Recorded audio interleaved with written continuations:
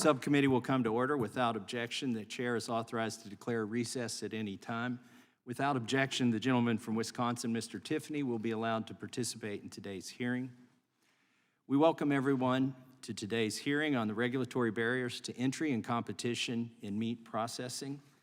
I anticipate this will be a very bipartisan committee hearing, and so I want to begin with a quotation from President Biden's State of the Union in 2022. He's very aware of the problem that we're trying to address here today. He said in his State of the Union, when corporations don't have to compete, their profits go up and your prices go up when they don't have to compete. Small businesses and family farmers and ranchers, I need not tell some of my Republican friends from those states, guess what? You got 4 basic meat packing facilities, that's it. You play with them or you don't get to play at all. And you pay a hell of a lot more because there's only 4. So that's from our President, Joe Biden. Just a housekeeping thing to begin with. I'm going to keep the members to 5 minutes as much as I can with the gavel, but if in 5 seconds you ask an existential question to a witness and they need more than 4 seconds to respond, we will let the witness finish their answer. So I know we're famous for doing that. And I will now recognize myself for an opening statement. In today's hearing, we will explore how various laws create barriers to entry and expansion in the meat processing industry.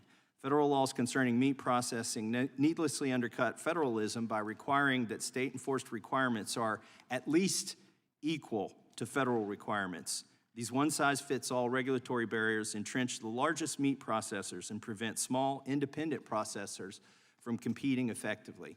Allowing states to set their own regulatory standards means that small processors would likely flourish and would be able to better serve ranchers and farmers and the consumers who want to buy the food from them. During COVID, we saw the results of having only a few large facilities and not enough functioning small facilities. Large facilities with employees in close quarters struggled through the outbreaks and at times slowed or even stopped operations. Some farmers and ranchers were forced to take extreme and costly measures such as euthanizing livestock. And for farmers who care about their animals, and most farmers do, this was a terrible situation to be in, to euthanize livestock instead of to have them go serve as nutrition for consumers. Consumers saw meat become less affordable if they could find it in the grocery store shelves. Removing artificial and unnecessary restrictions and regulations will help encourage more small-scale processing, and increasing the number of small-scale processors will help counteract disruptions in the supply chain. It's important to note that deregulation will not result in compromised food safety. State and local health agencies will inspect independent processors to ensure they are meeting safety standards. Small custom slaughterhouses have been operating safely for decades. We're going to hear from some of the owners of these small slaughterhouses.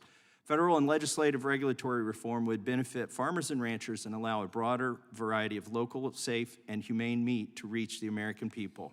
There's bipartisan agreement about some of the problems in the meat packing industry. Just 4 companies account for over 80% of beef processed in the United States. Similarly, 4 companies process approximately 70% of hogs. Of these companies that I mentioned, one is owned by China, one is owned by Brazil. And these companies process most of the meat in just a few massive facilities. Less than 10% of the facilities in the United States process over 95% of all cattle. And less than 5% of facilities in the U.S. process over 90% of all hogs. There's also bipartisan agreement about some of the solutions. The Bipartisan Processing Revival and Interstate Meat Exemption Act, or PRIME Act, is one of the proposals that would increase competition and enhance consumer choice. Today, we have the opportunity to hear from our witnesses about their real-world experiences, their work in the meat industry, and the difficulties they face. A better understanding of these issues will aid us as we work to make impactful change and find solutions that benefit processors, ranchers, farmers, and consumers.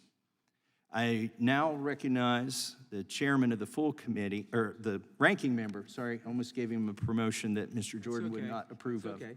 I now recognize the ranking member of the full committee for an opening statement.